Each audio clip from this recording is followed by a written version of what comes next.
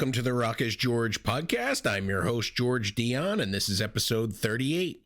Thank you for tuning in to the Rock is George podcast on YouTube, anchor.fm/rockisgeorge, rockisgeorge.com, or even if you came over from knac.com.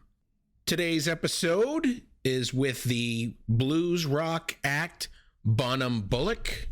That's Deborah Bonham and Peter Bullick. Off the top of the bat, we'll get this out of the way. Yes, Deborah Bonham is the sister of John Bonham from Led Zeppelin and the aunt of Jason Bonham. Peter Bullick is her husband for the last 30 or so years. Deborah mainly toured as the Deborah Bonham Band, but now together with her husband Peter, they form Bonham-Bullick. Their first release is a self-titled one, out on April 29th, 2022 through Quattro Valley Records. It's a collection of 13 blues covers, running the gamut from Johnny Taylor to Albert King to Stephen Stills to Ann Peebles, Ashley Cleveland, Chris Wilson, and many more. I have to admit, I'm not a huge fan of the blues, but I can appreciate good blues music, and what Bonham-Bullick has put forth with this covers album, some really enjoyable blues-based rock and roll that any music lover would certainly enjoy. I had the chance to speak with Deborah Bonham and Peter Bullick prior to the album's release. It's a fun, entertaining interview. Unfortunately, the day prior to us talking, Deborah had a little accident with a storage bin falling on her nose, so we weren't able to talk face-to-face per se, but they make light of it. So here's Bonham-Bullick. I always start with the same question. If I knew absolutely nothing about Bonham-Bullick, how would you describe the band's music to me? Well, we've been compared to the swagger of Humble Pie and the Faces, mixed with, I don't know, maybe more bluesy and sometimes a bit more rocky. But it's basically a sound of all the familiar sort of late 60s, early 70s bands from America and UK that we all love. And every member of the band seems to be, you know, you can list the top dozen bands, can't you? Whether it's Zeppelin and Purple and Free. And our music isn't really like that, though. We just bring that bit of swagger to it, but it's all rooted in the blues, really. Yeah. There's a little hint of all those things which makes us sound maybe, or gives us our own sound. It's powerful, isn't it? I guess it's just like a cookery recipe, isn't it? But it can be powerful and it can be quite delicate as well. We can take it down with the light and shades of the dynamics as well. So I wanted to ask about this Bonham-Bullick title. Is this a rebranding of the Deborah Bonham Band under this new moniker? Yes, it is really. It is, George. I mean, the reason being is that this is a whole new project. It's the first time that we've really done other people's songs and done our interpretation. It's an album full of the, old classics, some old classics, but also a lot of obscure songs.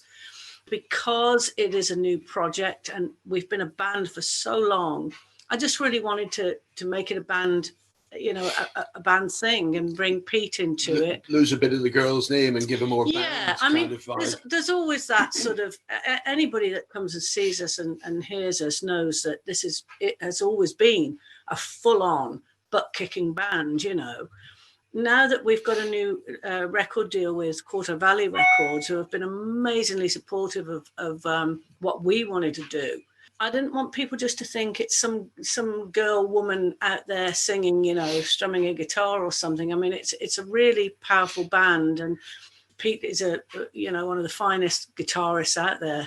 For Paul Rodgers to have picked him to sort of pick up the Paul Kossoff sort of side of things in Paul's band is a massive accolade.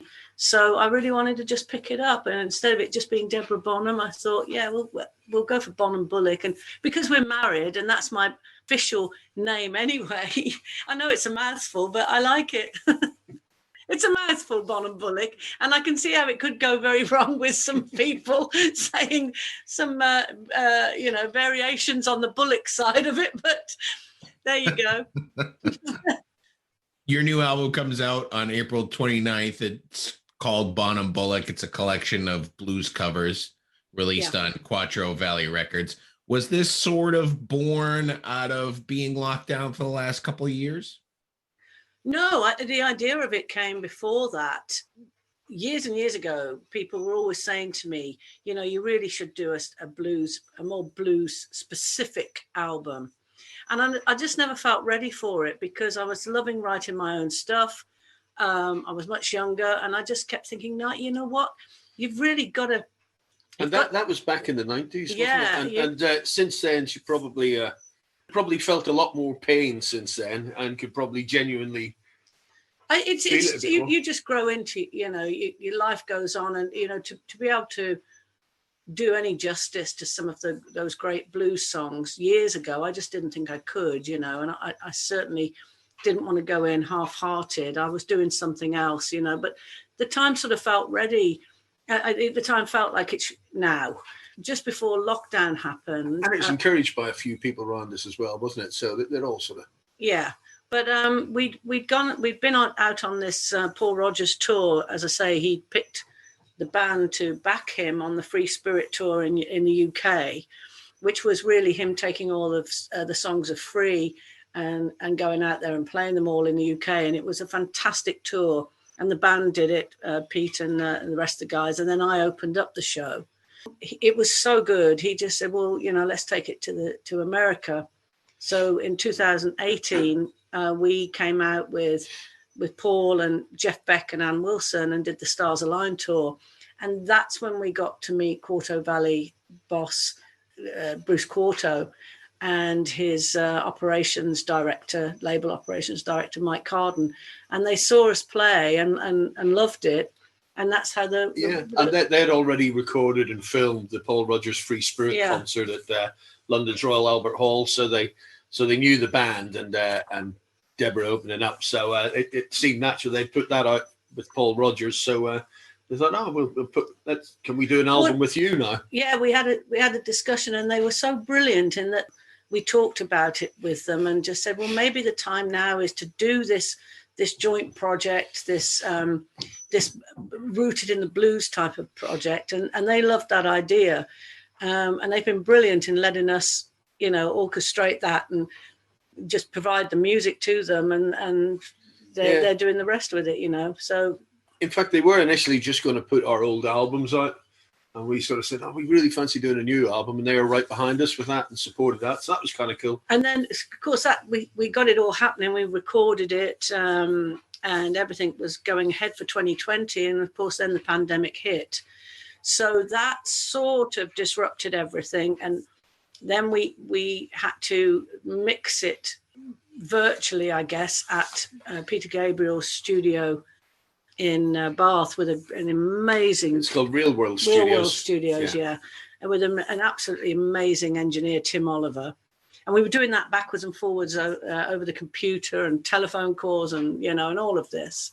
And then restrictions started to get lifted. And so we were able to go there for one day and mix. So we got the whole album ready. And then, of course, there was a variant and lockdown happened again. And so it's just been going on. And then come now is everything's lifted here. And that's why we're going with it now. But no, it wasn't born out of lockdown. It was born before. I listened to the album. I'm not super knowledgeable about the blues, but this is a fantastic blues album. But I have to say, you really need to know the blues to know whose songs you're covering. But you could certainly enjoy the album if you don't know who you're covering. How did you decide on who you wanted to cover? I just didn't particularly want to go down the route of the songs that everybody knew, that everybody's done. You know, I didn't particularly want to do that. I didn't mind having a couple of classics like Albert King. There's a Sam Cooke song on there. There's Ann Peebles. There's Betty Harris. There's a few, you know, legendary, Ovie Wright, a few legendary people.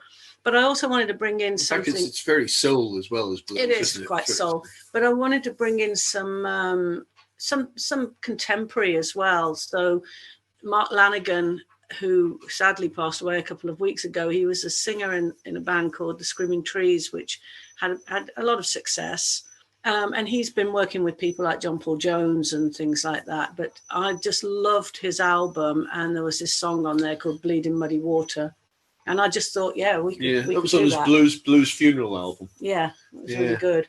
Yeah, it was just a case of picking the songs that we knew that we could do some justice Yeah, to. there's a Chris Wilson song who's well known in Australia, but probably not that well known around the world. So it was nice to do that. And he was another guy that seemed to be suffering a lot of pain in his life or his soul or whatever. So his song, The Changeling, was a real heart wrencher as well. They've all got a kind of story. To be honest, we had about 100 songs of couple of close, very well respected friends suggested, oh, this could be good for you, this could be good. But it all came down to what we could bring to it, what I knew that I could do and what the band could do, always retain, to be able to retain the respect for the original writer and performer. So that's why we've ended up with those 13. And do you want to guess who suggested the Paddy Griffin song? We could have a little competition. Who do you think suggested that one? Oh, well. Yeah, that was Robert. Robert Plant suggested a few, Betty Harris as well. And yeah, just couple of close friends really sent us the songs, didn't they? Yeah. And we put our own into it as well, as far as traditional blues goes, I think the album sort of ended up sounding a little bit more, I don't know, there's bits of it could slot into prog and bits could slot into rock. It is blues. And it is blues. Blues rock, but, really. But I noticed that you did an interview with Joe Satriani. Yep. And it may be an odd choice, but like the guitar playing on the album, when I listened back, I can hear little bits of all these people that influenced me throughout my life since the late 60s or whatever. I got a Joe Satriani album in 1988, I think it was. I was surfing with the Alien, and I just find him such a melodic player. Although he is in that new style of sort of heavy metal, lot of playing, he actually still had a lot of soul. So it was like he actually probably came from the blues, a bit like Eddie Van Halen did, and then adapted this sort of new style. That's how I think of him. There's been other people since him who are just, maybe widdly, but Joe Satriani actually sounds like he came from a lot of soul and blues. I wanted to point out that I thought your guitar solo on Trouble Blues was fantastic. It certainly stood out, had a real bluesy tone to it, and I know that you're influenced by Rory Gallagher, so I wanted to ask you kind of about how you approach, your playing. There's a couple of guitarists to mention after people listen to the album, and that particular thing, Peter Green from Fleetwood Mac days in the late 60s. Well. I didn't actually sit down and say, I'm going to make myself sound like Peter Green. The song lent itself to that kind of spacey Les Paul sound. You just found your groove, and a lot of space.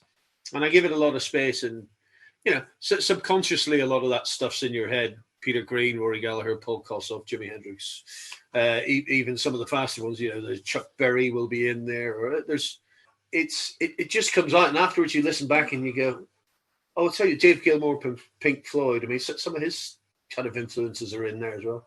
And B.B. King, of course, is that's always in you. At the end of it, it's just when you listen back and the mix, and you think, oh, crikey, I sounded like that, or I sounded a bit of that with a mix of that. It's all the stuff you absorb as a kid and influence you, isn't it? And then they come out whenever you're given the opportunity. One of the songs that you covered, When This World Comes to an End, seems a bit appropriate for the times that we're living in now. Oh, doesn't it? Again, no, that's frightening, isn't it? Is that just a bit? There was that, but whenever we were coming out of the pandemic and we were wanting to get this album out, and to have a song open it up called "See You Again," we thought that was going to be the most poignant song in the album. "See You Again." But well, as things have developed, When This World Comes to the End. Well, When This World Comes to an End is an old gospel blues song, from way back when. It's a traditional old hymn, actually. I loved it. I'd heard a woman called Ashley Cleveland do it, and I just loved it. But yeah, you're right. I mean, now it's just a bit too scary. And the lyric in it is, I believe in being ready. Well, I don't think any of us are ready. None of us want it to end. We're just not ready, Well, I don't know. If you're going to blow into Armageddon, make sure you got plenty of whiskey. You guys brought in some special guests for this album?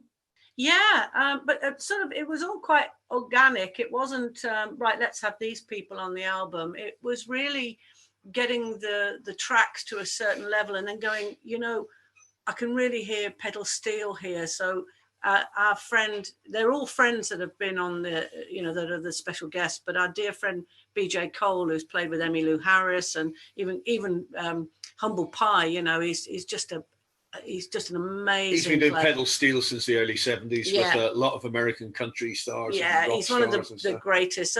So it would happen like that, and then with the Hammond, our keyboard player Gerard G. He's very much piano and Wurlitzer, and he does play Hammond live.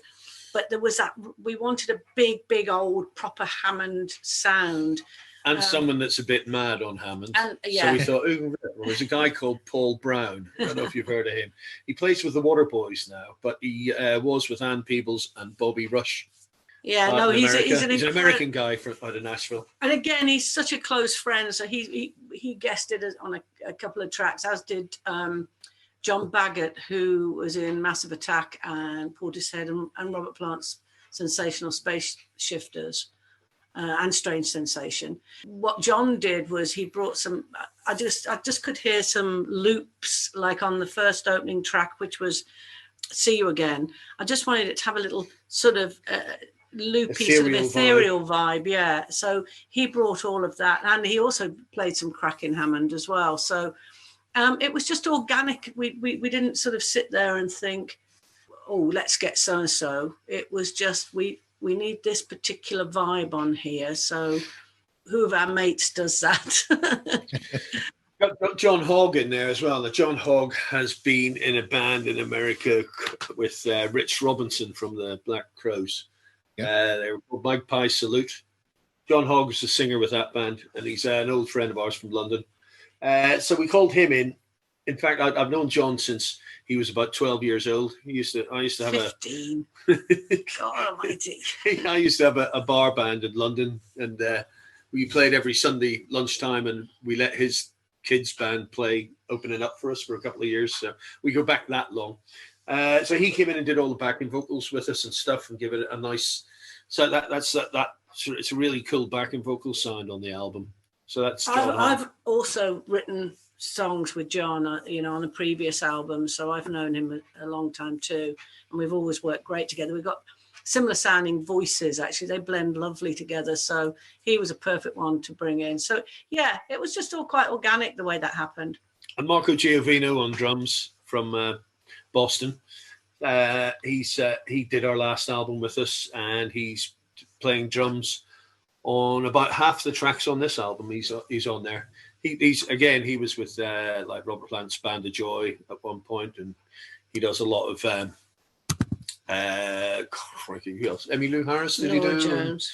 Nora Jones also. So he's a known drummer in America, Marco Giovino. So it's great to have him, and our longtime drummer did the other half of the songs, Richard Newman, and he was Rory Gallagher's last drummer for the last 5 years of Rory's career.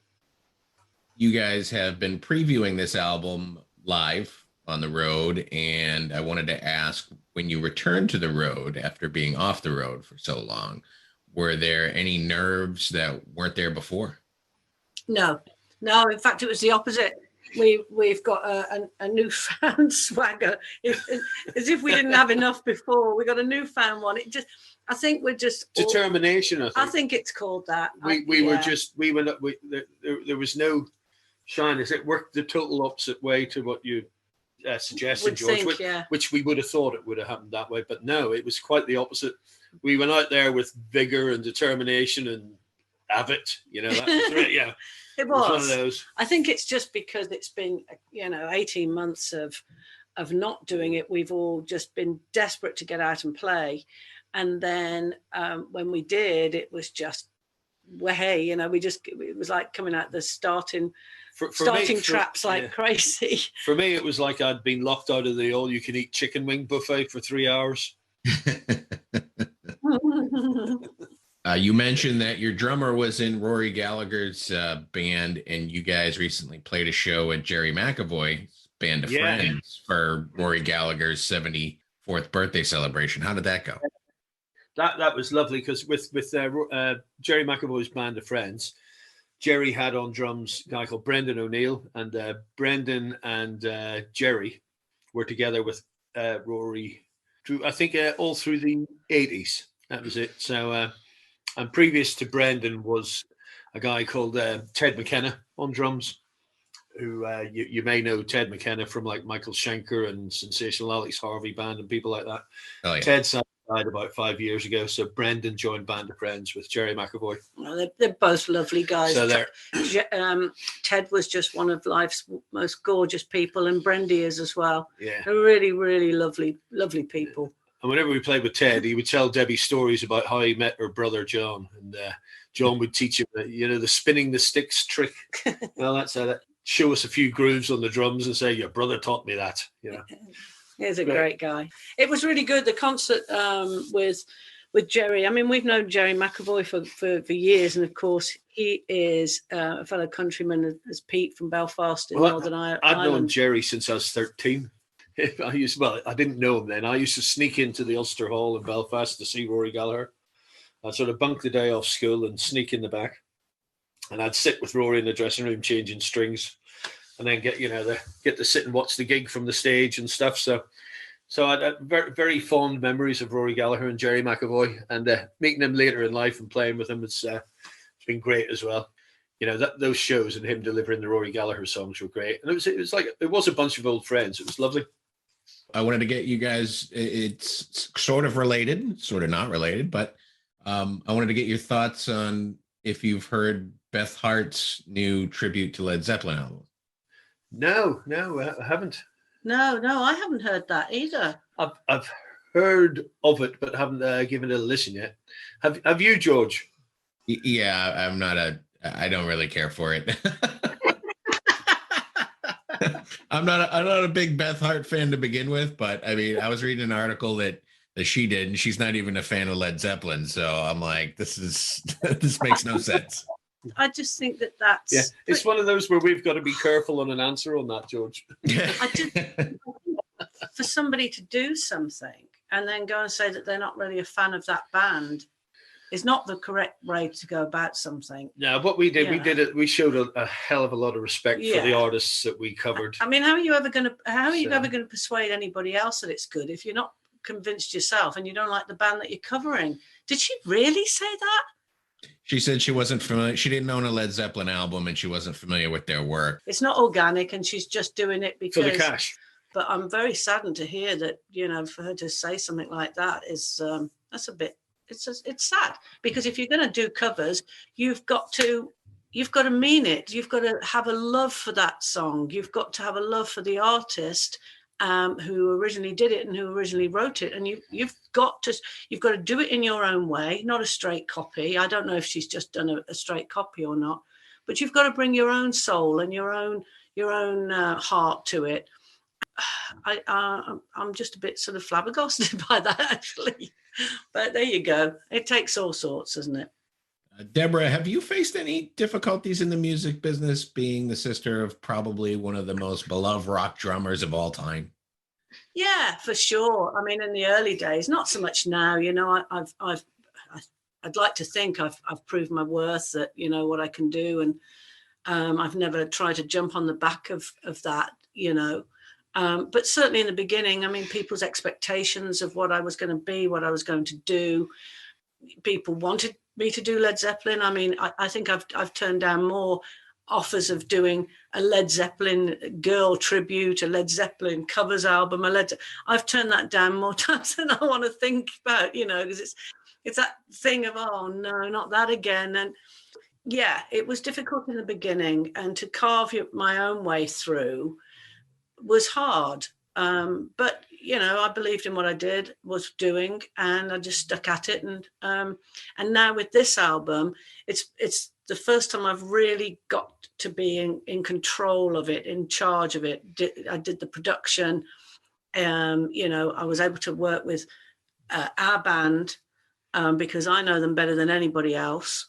And it's taken a long time, but it's probably the best work we've done because of that. And that's why I have to give a shout out to Corto Valley and Bruce, Nina and Mike, because they let us do that. They let me run with it, and they trusted, our musical experience, I guess, or that we knew each other well enough to make the album that we have.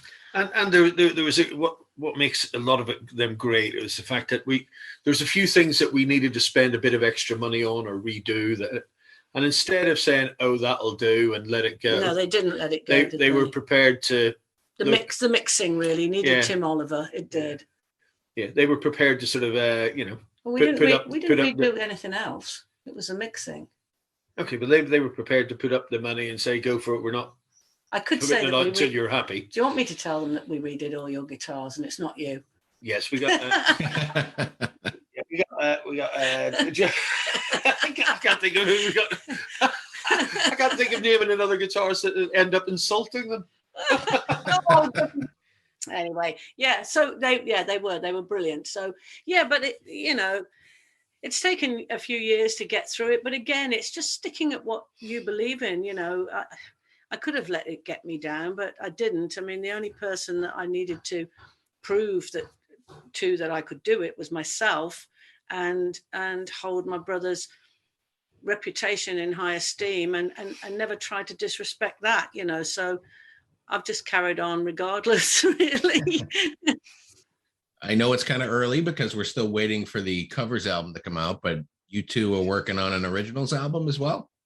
I only just started writing new stuff again. I mean, for me, when I'm in the thick of a project, which is this, and we've been waiting for so long to get it released because of the pandemic, my heart is still in this. So it's difficult for me to just switch off from that, and go, okay, that's done, onto a new project. So I don't really want to do that. I really want to enjoy playing these songs, and I really want to get out there and exactly that, just enjoy doing this. Be excited about this project and enthuse. So it comes across with the audience you are genuine. Yeah, I'm excited you do actually about like it. what you're doing. I'm excited about this. Sometimes I'm just out and about and an idea comes, and if the idea's there and I think it's a goer, I'll play it to the band and we'll try and do a sketch of it, so at least it's gathering, it's gathering ideas for as and when I'm ready to go, okay, let's move on to the next project, but that isn't right now. You're going to be touring through Europe shortly. Is there any chance that you guys would make your way to the US? Well, the hope is by the fall. I mean, we're just waiting on, to see if things open up a little bit more. We've just got to see how it all pans out. The idea was we were going to come straight over, but of course the pandemic put pay to that. So we're just going to go to Europe, UK and Europe, where we can go at the moment, and really hope that come the fall or maybe spring, latest spring next 2023, that we'll be there. But there's no doubt that we're coming to the US. We definitely are. We had such a great time in 2018 and 2019. Yeah, we came back at the sort of mid 2019. Yeah. We came back just on our own without Paul Rodgers and Jeff Beck and all that. We did the East Coast, didn't we? Yeah. We came back just our band. Yeah. Yeah, did the Cutting Room in New York and Daryl Hall's place and Levon Helm's place upstate in Woodstock. It was just so great. And three very cool venues, weren't they? It was really, really good. So we're sort of desperately keen to get there, but we've just got to see that things do open up. I'll tell you what's really cool about that. How long were we there? 10 days, 12 days? Yeah. Or was it longer? We, rather than doing hotels and stuff, we actually found a central base on the Airbnb in Belmar, New Jersey. Because we played. There's another venue we played. Was that Ash something Park? Asbury Park. Asbury Park. Asbury Park. That was it. That was great. So we did about 6 or 7 days in 2 different locations. So we actually got to know the, and we had quite a few days off. So we got to know the people in the bars in the areas we were playing for a while. That was very cool. We sort of just rented a big house and we all slept in the house and cooked and went around the bars and then went out and did a couple of shows. That was a fantastic time. And we had a great time. So we're really hoping that we'll be back out there. You guys have been together for decades, I read, and I had to ask, how do you do that? Because if I had to live and work with my spouse, It drives me nuts. There are moments. Whiskey. With lots of whiskey. I mean, you know, we just respect each other's what we do. I think that's the key. If he was a rubbish guitarist and if I thought he was rubbish guitarist and he thought I was a rubbish singer, I don't think we'd have got past the first year, you know. So we sort of both respect each other. Not going to say there aren't moments. And my devilish good looks. Okay, yeah. Which are the perfect looks for audio only podcast. Since we first met 31 years ago, we've been together 24/7. We've never had separate jobs. You know, we even started up our own company and where we both worked. So we've just been 24/7 for all these years. So I guess in most marriages that would mean like we've been married like 75 years. No, 150, 300 years. Depends. Some days it feels like it was only yesterday. Other days it feels like it's way too long. Yeah. When you say it only feels like yesterday, it was a bloody horrible day yesterday. So, yeah, I mean, we just respect each other. He let me get on with the production of the album. I let him get on with organising the tours and stuff. You know, I just turn up and get on the bus and do as he tells me to do. And with her little accident yesterday, it's like we're calling it a head banging accident, or it was a bin lidden attack. God, oh dear. Oh, I don't think we argue so much now. We used to when we were younger, when everything seemed so important and everything seemed so, you know, the slightest thing would be a big deal. As you get older, you just think, oh, what the hell? You know, it's not that important at all. Why did you ever think that was important? You know, so things have changed as we've got older and we're a lot more laid back about it all. But that goes with the band too. I mean, the band, we've been with the keyboard player, 20 odd years more. The bass player, Ian, keyboard player Gerard, we call him G Lewis. Bass player is Ian Rowley, who I've been on and off in bands with since we were 16. And the drummer, he's the new boy. He's about 2008 he joined. Yeah. So he's the new boy. He's a new boy. We've all had our moments, but the next day we all wake up, kiss and make up and get back on the bus and off we go again. So it's fine. And they're like, we are like a family. It's like having your brothers. We've always had interesting drummers. Is our new boy, Rich Newman, who we talked about earlier, he replaced Jerry Shirley, who was with us for 8 years. Jerry Shirley was Humble Pie's drummer. And he was also like a few sort of later rock bands like Fastway, you know, with Fast Eddie from Motorhead, Pete Way from UFO. He was the founder of Humble Pie, though, wasn't he? With Steve. Fantastic drummer. It was an honor having him in the band. Well, that's all I have for you today. The new album is Bonham-Bullick. It's a fantastic blues, a little bit of rock tinge to it album, and I wish you the best of luck on it. Thank you, George. Thank you so much. Once again, I want to thank Deborah Bonham and Peter Bullick for coming on the Rock is George podcast. Be sure to check out their debut blues covers album, Bonham-Bullick, out on Quattro Valley Records. If you like what you hear, make sure you go out and buy the physical product. Make sure that you support the artist. Head over to DeborahBonham.com, find out where Bonham-Bullick is playing live, and link over to buy a copy of the new album. I also want to thank John Lappin of Lappin Enterprises for making this interview possible. You've been great. I've been George Dionne. I'll see you again soon.